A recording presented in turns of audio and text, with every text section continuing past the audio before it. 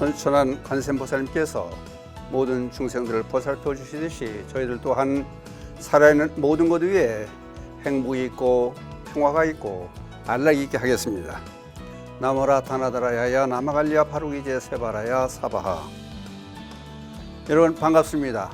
더위에 잘 지내십니까? 늘 불교방송 함께 해주시는 모든 분들께 부처님 자비광명에 늘 함께 하셔서 날마다 좋은 날 되시기를 기원드리겠습니다. 지난번 방송에서는 백중의 의와 함께 특집 방송으로 전화를 받읍시다 해가지고 전화를 받습니다 해가지고 060-800에 8000번으로 전화해 주시는 시간을 마련했었습니다. 많은 분들께 동참해 주셔서 이 시간을 위해서 감사한 말씀을 드리고 핸드폰에 부착하는 전자파 차단 스티커와 접이식 천수경은 추첨을 해서 빠른 시일 내에 보내드리도록 하겠습니다. 감사합니다. 오늘은 지금까지 10원 6향에 대한 말씀을 드렸었습니다. 지금부터는 이제 미타 3전불 아미타 부처님과 관세음보살, 대세지보살을 비롯해서 관세음보살의 이명, 다른 이름, 10가지 이름과 함께 그렇게 하나하나 해나가는 시간을 갖도록 하겠습니다. 먼저 그 한문 원전에서 어떤 말씀이 나왔냐 하면은 이와 같이 발언했다는 것은 10원 6향을 말합니다. 발언한 다음 지극한 마음으로 저희 이름을 부르면서, 저희 이름이라 는 것은 관세음보살님의 이름을 칭명하는 겁니다. 부르는 겁니다. 저희 이름을 부르면서 생각하고 본사 아미타불의 명호를 마음모아 부른 뒤에 신묘장구 대단을 외우면 고난이 사라지고 생사의 중재가 소멸되리라. 그러면 이제 고난이 없어지고 또 우리가 생사의 모든 업장이 소멸된다고 보면은 이제 잘 사는 길, 기쁘게 사는 길만 남게 됩니다. 그래서 우선 오늘 맨 처음에 관세음보살이 등장을 합니다. 그래서 나무 관세음보살,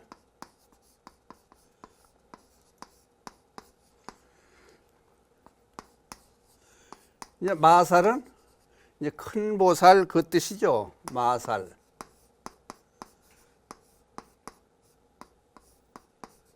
나무 관세음보살 마살과 나무 대세지보살 마살, 나무 대세지 보살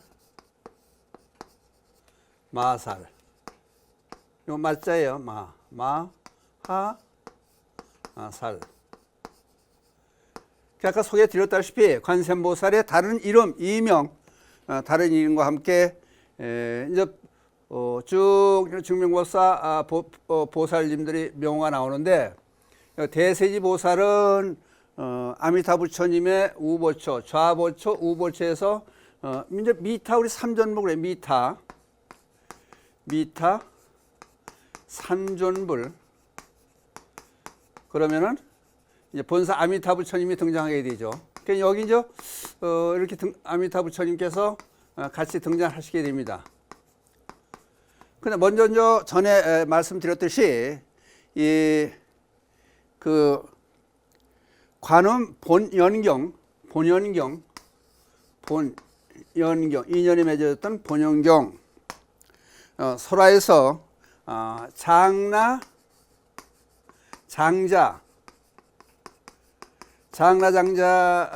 대한 이 인연에 관한 말씀을 드렸을 때,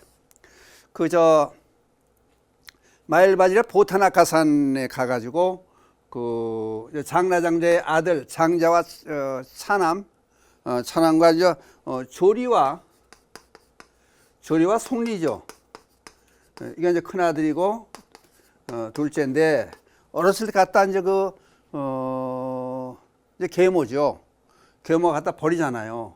그래서 이제 이 보타나카에서 결국 죽게 되는데, 이제 이 인연을 해서 근데 그 죽으면서 우리 같은 사람이 없었으면 좋겠다 그래가지고 여기에 이제 33 관음이 등장해요. 33 관음이 등장하게 되죠. 그러면 이렇게 말하면 지금 이 전생담, 이 이제 본연경이니까 전생담에서 관세음보살하고 대세보살이 형제로 나오는 거예요. 전생담에서. 그래서 같이 등장을 해요. 그러면 따로 대개 대세보살이 따로 등장하는 게 아니고 같이 이제 불공할 때 여러분들 들으셨을 거야 아마. 관음 세지 양대보살 그래가지고 이제 천도 잘 때라든지 그렇게 이제 측명을 하게 되죠. 근데 우선 이제 제목을 우리는 이제 붙여야 되니까 주제를 정해놓고 하겠습니다. 자비의 어머니, 자비의 어머니. 그럼 관세음보살을 한마디로 말해서 관세음보 자비의 어머니, 관음보살, 관음보살. 그럼 우선 우리가 생각할 때 이 남방불교, 북방불교가 불교가 갈리지만은 남방불교에서는 부처님 위주로 하지만은 이제 출가자를 중심으로 하는 불교이지만은 진짜 북방불교로 와서 대승불교권에서는 이제 일반 불자들 중심으로 하니까 우리 원이 있는 곳에 많은 이 불보살님이 등장을 해요. 그러다 보니까 이제 그렇게 생각하시면 돼요. 이제 석가모니 부처님을 우린 중심으로 해서 석가모니 불을 중심으로 해서 쭉 이제 얘기가 이어지는데 사람들 그러지 않습니까? 사후에 우리는 내 거 이렇게 갈라놓고 분별심을 갖게 되니까 정해놓게 마련이에요. 그러니까 그렇다면은 예를 들어 사후의 세계는 어떨 거냐? 그러다 보니까 아미타 부처님을 등장을 시켜요. 남방불교에서는 석가모니 부처님 하나로 이제 모든 게 다 해결되는데 그러다 보니까 우리들 이제 어르신 중생 입장에서 그 아미타 부처님 다음에는 또 어떻게 될 거냐? 석가모니 부처님 다음에는 미륵 부처님이 출연한다 그러는데, 예? 그 아미타 부처님 다음에 어떻게 될 거냐 그러니까 아미타 부처님 다음에 관세음보살이 그 자리에 있게 되고 그 다음에 이제 우보처님 대세지 보살이 그 다음에 있게 되겠다. 그래야 자꾸 불보살님이 많은 불보살님이 등장을 하게 돼요. 그러니까 많은 이름들이 등장한다는 그런 말씀을 드리기 위해서 이런 말씀을 드려요. 그러면은 여기 이제 관음보살과 관음보살, 보살과 대세지 보살, 대개 이제 우리가 부처님을 모셔져 있는 그 이제 원 모델을 석가모니 부처님 모셔졌으면은 한쪽에는 문수보살이 등장하고 한쪽에서는 보현보살이 등장하는 것은 이제 쌍을 이루는 거예요. 이제 보초불로 그 새 양날개 있어야 되듯이 또는 이제 산발 소설을 올리려면 발이 3개, 산발이 있는 것과 마찬가지로 이제 대를 이루는 거예요. 이게 지혜화 실천. 그건 마찬가지로 미타 삼전불에서도 관음보살과 대세보살이 이제 쌍을 이뤄서 새 양날개와 마찬가지로 이렇게 이루게 돼요. 그럼 관음보살은 자비를 상징하면은 대세보살은 지혜를 또 상징해, 지혜. 그러니까 자비의 지혜가 양날개처럼 이렇게 이제 같이 등장하게 되는 거예요. 그러면 이게 이제 자비로운 어머니 모성으로 생각하면은 이쪽에는 또 엄한 부성으로 생각하는 거예요. 그렇게 또 대를 이루게 되는 거고, 그 다음에 이쪽이 이제 그냥 관음보살이 그러니까 자비를 베푼 거는 대외가 되잖아요. 그럼 대외적으로 대적이면은 이제 지혜는 대내적이 되죠. 대내적이 되고 그렇게 되는 거예요. 안과 밖을 또 쌍을 이루게 되는 거예요. 그러니까 우리는 대를 이렇게 이루게 만든다고. 그래서 그럼 이쪽을 볼 때는 이제 우리 이쪽엔 이제 지혜가 자리 측면이라면은 이거는 이제 이타의 측면이죠. 이타의 측면. 그러니까 대를 이뤄서 관음보살이 쌍으로 관음세의 양대보살이 등장을 한다. 이제 그 말씀을 드리는 거예요. 그러니까 먼저 등장했던 말씀드렸던 그 관음 본원경의 설화를 중심으로 해서 이렇게 이제 갈려졌던 얘기를 드리는데, 그럼 관음보살의 이제 그 영험담에 들어가서 관음보살이 어떤 보살이냐, 자비를 베푸는데 어떻게 베푸느냐, 그에 대해서 이제 말씀을 드리려면은 우선 이제 중국에 대개 다른 나라의 예를 자꾸 드는 것이 우리나라의 얘기를 하면은 상관되는 관계되는 분들이 많으니까 이제 문제가 되기 때문에 중국 얘기를 이제 많이 끌어내요. 지금 중국 송나라 때 전당호 지방, 전당호라고 하는 지방에 이름이 주씨의 주 방국이라는 사람이 있었는데, 예? 이제 신심이 돈독해서 매월 24일 관음제일 날은 절에 가서 공양물을 다 올리고, 또 관음경 그러면은 법화에 등장하는 관세음보살 보문품을 우리는 관음경 그래요. 관음경을 늘 독성하면서 주방국이라는 사람이 돈독한 신심으로 쭉 지내고 있는데, 이게 이제 대개 지방에서 보면 그런 게 있어요. 이제 조상님들, 정조할아버지, 고조할아버지 그때부터 조상님들부터 사이가 안 좋으면 그게 참 크게 벌어지더라고. 원수지간으로 지내는 다른 집안이 있었는데, 그러면 서로 그 자손들까지 이게 좀 화해가 되고 좋게 지내는 그런 계기가 되는데, 그렇지 못하고 자꾸 서로 이제 괴롭힘을 주방국이라는 사람이 이제 착실한 불자니까 될 수 있는 대로 자비로운 마음으로 상대를 이해하려고 그러고 잘 하려고 그래도 상대편에서 받아주지 않는 거예요. 근데 마침 아까 불자라는 얘기를 했잖아요. 아주 돈독한 불심이 있는 사람이니까 법궤에 있는 말씀을 항상 애우고 이제 마음속에 지니고 다니는 거예요. 무슨 말씀이냐 하면은 원망으로서 원망을 갚으면은 마침내 원망은 쉬지 않을 것이다. 그러니까 오직 인내로서 원망은 쉬게 되나니 이 법은 영원히 변치 않는다. 그러니까 원망으로 원망을 갚지 말아라. 이제 그 얘기잖아요. 자비라는 것이 우리 불자들이 할 일 그렇잖아요. 자비 사상이라는 그렇잖아요. 자비가 이제 그렇게 하는데 이 상대방은 그렇게 받아주질 않는 거예요. 그냥 꽁해가지고 그런 사람들 있잖아요.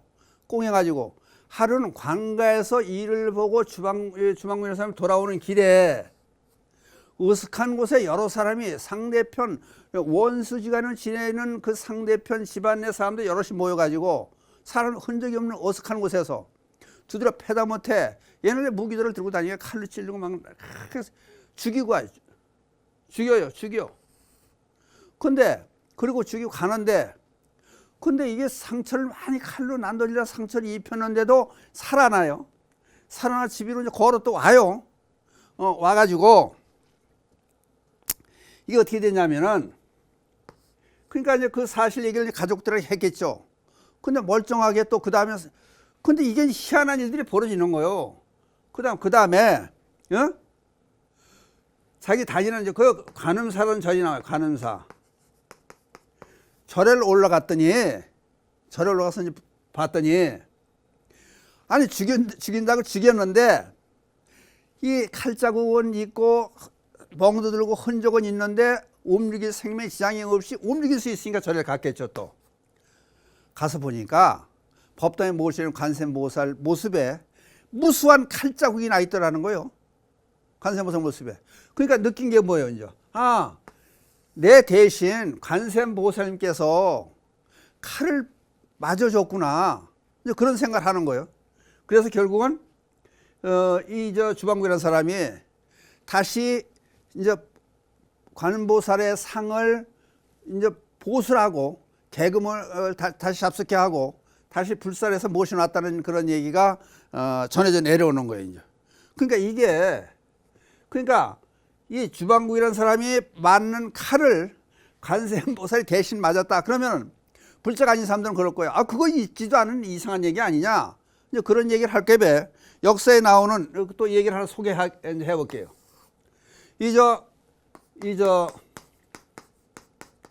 명을 이었대서 송명사라는 절이 있는데, 이게 어디 있냐면은 황해도 서흥 지방에 오운산이라고 하는 산에 있는데, 이성계가 이제 조선을 개국하고 명나라에서 이게 참 그때 이게 우리나라가 이제 좀 수치스러운 얘기예요. 명나라의 허락을 받아서 국호를 인정을 받아야 되는데 인정을 못 받는 거예요. 그러니까 고려한 걸 무너뜨리고 역적으로 보고 트집을 잡는 거지, 명나라에서. 그래서 이제 조선의 국호를 인정받으려고 자꾸 사람을 가기만 하면 죽이는 거예요, 이제 명나라에서. 그러다 보니까 조반이라고 하는 사람이 조반이라는 대신을 보내요. 그쪽에 이제 연줄도 있고 아는 길이 많이 있으니까 조반을 보내가지고 명나라에서 조선이라고 하는 조선이라는 국호를 인정받고 연호를 인정받아가지고 와라. 이렇게 특별 사신을 보내는데 하도 걱정이 되니까 이제 황해도 지방 가가지고 깜빡 잠이 들었는데 이 저 동자승들이 나타나가지고 얘기를 해요. 이 위에 골짜기로 올라가면은 땅속에 묻혀있는 부처님이 3분이 있을 것이다. 우리 부처님 3분을 다시 이제 모래에 묻혀있으니까 파내가지고 절에 모셔달라. 이제 그러면은 이제 얘기를 꿈에도 그러는 거예요. 저희가 지금 나라의 중요한 사신으로 지금 명나라 가는 길인데 제가 갈 시간이 없는데 어떻게 하면 좋습니까? 그랬더니 그러면은 지방 관리 대표한테 사또한테 황해도 관찰사라든지 이 사람한테 부탁을 하면 될 거 아니냐. 그래서 급히 꿈에서 깨가지고 얼른 연락을 해가지고 오게 해요. 그리고 직접 가봐. 새벽에 그 뒷골짜기를 올라가 보니까 이 돌로 된 부처님 3분이 땅에 묻혀 있는 거 목만 내놓고, 그러니까 그 부처님을 황해도 관찰사한테 이제 부탁을 해가지고 나라의 명을 조선의 입장에서는 대단히 중요한 문제가 되니까 절을 만들어 주시오. 그리고 부처님을 모셔서 제대로 된 법당에 부처님이 비바람 안 맞게 좀 해주세요. 그리고 길을 떠난 거예요. 가가지고 이제 중국 가서 이제 명나라를 간 거예요. 명나라 갔더니 저런 괘씸한 놈이 어디 있냐, 뭐 트집을 잡으려고 이제 말썽을 이제 자초해서 일으키는 거예요, 명나라에서. 아니 전에도 그랬듯이 때려 죽이라고 그래요. 죽이라고 그러는데 이제 망나니가 더 들어가지고 사형제 끌어가지고 칼로 내리치는데, 목을 내리치는데 3번을 내리치는데 칼이 튀고 죽이질 못하는 거예요. 그러니까 이게 1000명을 타고 났나 보다. 이게 보통 일이 아니니까 이거 아니겠구나 생각하지 명나라 황제가 조선이라는 국호를 인정해줘요. 인정해주고 비단 선물을 해서 오히려 보내줘요. 조선을 그래서 개국이 정식으로 명나라의 인정을 받고 개국이 되는 거예요, 조선이. 그때 마침 내려오다 보니까 이 사찰에 모셔진 부처님을 참배하러 거기 가보니 이제 들리게 돼 있죠. 가보니까 그래서 묻게 돼 가보니까 석불, 부처님 모셔진 석불에 이 칼자국이 3군데가 칼자국이 있더라는 거예요. 그래서 결국은 목숨을 이었다가 송명사라는 사찰 이름을 지어줘요. 이런 역사적인 사실도. 그러니까 조선 개국에서 보면은 이게 아주 대단한 사건이에요, 이게. 이런 일이 이제 있어진 거예요. 그러니까 관세음보살의 진심이 돈독하면은 우리가 상상할 수 없을 만큼의 그 가피가 이어진다. 아까 주방구 이런 사람이 칼을 관세음보살 대신 받아가지고 살려줬듯이 이제서 조반이라고 하는 사신이 중국 명나라 가가지고 조선을 인정하고 오는 그런 계기가 돼서 황해도에 송명사라는 사찰까지 있었다. 그것이 결국 관세음보살의 지극한 가필에 의한 것이다. 그러니까 관세음보살은 자비의 어머니인 관세음보살이 여기 등장을 하는 거예요. 그러니까 우리는 관음보살의 가필을 믿고 그러기 위해서 지금 여기 지금 아까 얘기했듯이 처음에 이와 같이 발언한 10원 6항을 발언한 다음에 지극한 마음으로 관세음보살의 이름을 부르면은 본사미타 명호를 모아 부른 뒤에 신묘장구 대단히 이제 순수가 있는 거예요. 이제 증명불보살님을 부르고 가피력에 의지해서 천승의 중심이 되는 신묘장구 대단을 외우게 되면은 고난이 사라지고 생사의 중재가 소멸돼서 행복한 삶을 살 수 있다. 이제 그게 전개되기 위해서 관세음보살이 이미 등장을 하게 돼요. 그러니까 오늘 시간에는 맨 처음에 등장하는 나무 관세음보살 마하살과 대세지보살 마하살을 이제 이렇게 관음세 양대보살로 우리는 쌍을 이루게 되니까 거기에 얽힌 말씀을 같이 들어가면서 이렇게 이제 설명을 드렸습니다. 그래서 관음보살의 자비의 어머니로 우리는 우선 관세음보살을 믿고 그렇게 살아가는 방법을 한번 생각해 보자. 그리고 한쪽으로는 우리가 관세음보살이 되자, 이런 같은 뜻을 내오고 이 지금 시작되는 관세음보살, 대세보살에서 쭉 이어서 관세음보살의 다른 이름이 등장되는 모든 보살님들의 하나 나오면서 해석을 해드리고 얘기를 이어가기로 하겠습니다.